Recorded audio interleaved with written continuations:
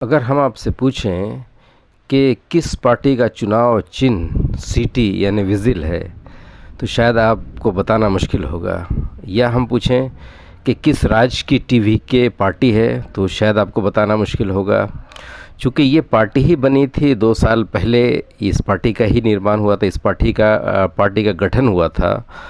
और जिस तरह से इस टीवी के पार्टी, जो कि फ़िल्म स्टार विजय थलपति जी की पार्टी है, जिस तरह से इसने तमिलनाडु में जो कारनामा करके दिखाया है, वो यकीनन वो काबिल तारीफ़ है।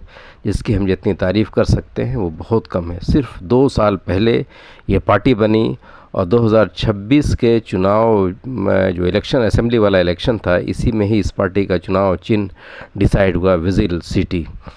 और जिस तरह से इस पार्टी ने तमिलनाडु में प्रदर्शन किया और जिस तरह से ये एक बड़ी पार्टी डीएमके वगैरह को हराती हुई जिस तरह से एक बहुत बड़ी पार्टी के रूप में उभरी है, जिससे साफ जाहिर हो रहा है कि हो क्या रहा है, बिल्कुल क्लियर है कि विजय थलपति अब वहाँ के सीएम बनने वाले हैं या बन जाएंगे।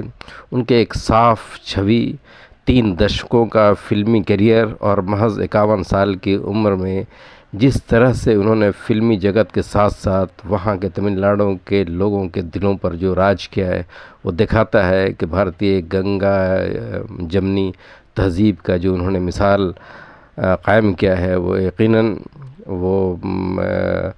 वो तारीफ़ के लायक हैं। और कोई कौन कह सकता था कि सिर्फ 2 साल पहले बनी हुई पार्टी और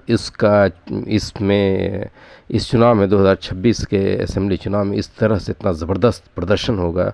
लोगों के राज करने वाले यकीनन विजय थलपति हैं। उनको ढेरों सारी बधाई और उम्मीद करते हैं कि तमिलनाडु में तरक्की का और बिल्कुल एक नया दौर वो शुरू करेंगे।